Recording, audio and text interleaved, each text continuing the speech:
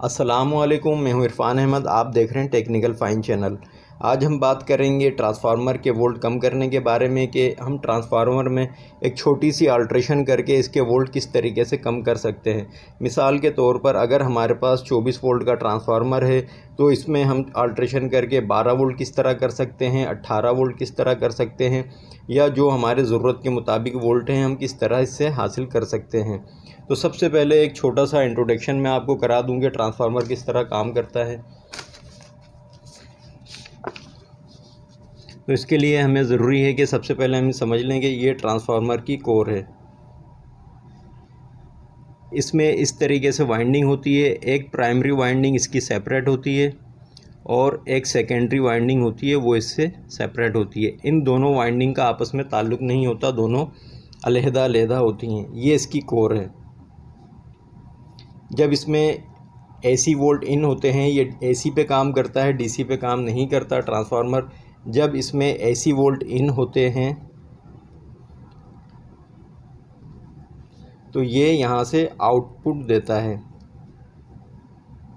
इसमें output volt AC volt इससे out होते हैं।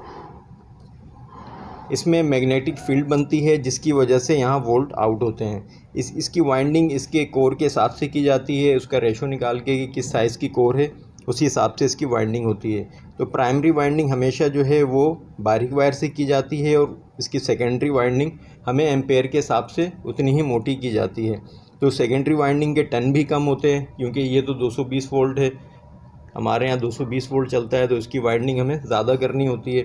उसके मुकाबले में यहाँ पर हमें suppose 5 volt, 10 volt, 12 volt something कुछ भी इस तरीके से हमें इसके आउटपुट की वाइंडिंग की जाती है। अब अगर 5 वोल्ट हैं तो हो सकता है कि 4 टन इसमें देने से ही आपके 5 वोल्ट आ जाएँ कोर के हिसाब से।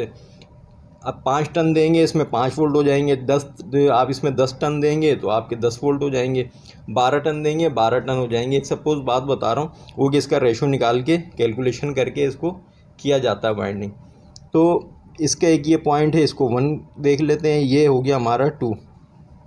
अब मिसाल के तौर पे ये एक ट्रांसफार्मर हमारा बना हुआ है 10 वोल्ट का। अगर ये 10 वोल्ट का ट्रांसफार्मर है तो इसमें मीटर की प्रॉब्लम यहाँ रखेंगे एक पिन, और दूसरी पिन हम यहाँ पर टच करेंगे तो ये अगर आते हैं 10 वोल्ट, तो सेंटर में इसके बिल्कुल सेंटर वाइंडिंग में यहाँ होंगे इसके 5 वोल्ट, यहाँ होंगे इसके 2 या 3 वोल्ट, यहाँ होंगे 7 या 8 वोल्ट। तो हमें क्या करना है, हमें इसको ज़रा सा इस जगह से सफाई करके इस पे जो कॉपर के ऊपर जो उसका केमिकल चढ़ा होता है, एमल्शन चढ़ा होता है, उसको हल्का सा हम साफ़ करेंगे। तो इसे साफ़ करने के बाद फिर इस पर सोल्डिंग कर देंगे और यहाँ से हमें कनेक्शन ले लेंगे। तो अगर हमें 5 वोल्ट चाहिए तो ये 1 से हमें यहाँ 5 वोल्ट मिल सकता है, और यहाँ से इस जगह से इस जगह भी हमें अगर सेंटर से लेंगे तो 5 वोल्ट हमें मिल सकता है।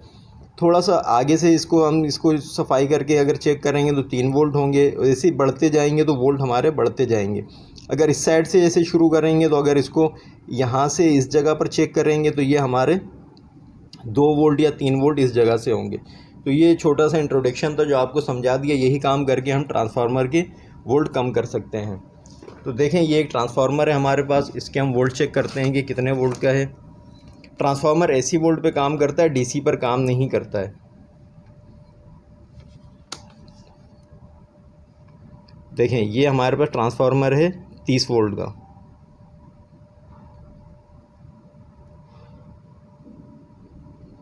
थर्टी 1.7 वोल्ट की आउटपुट दे रहा है।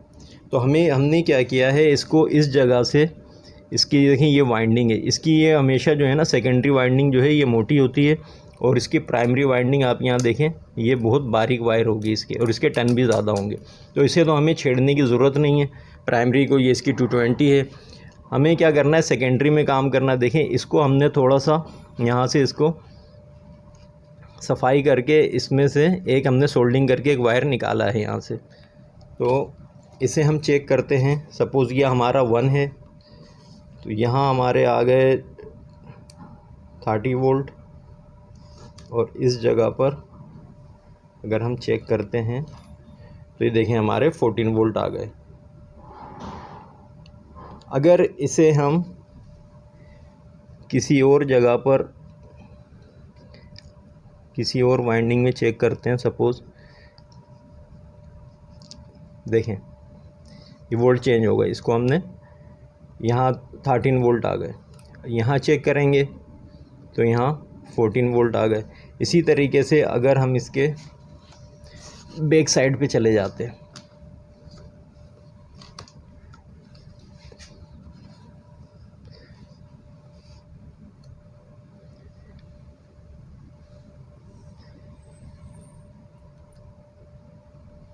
देखें बैक साइड पे अगर इसको हम चेक करते हैं तो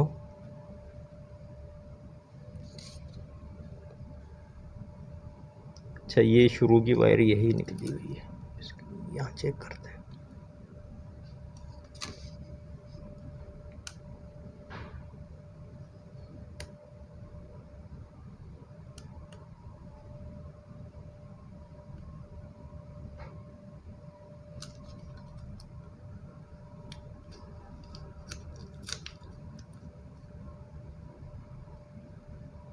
इसे साफ़ करना ज़रूरी है।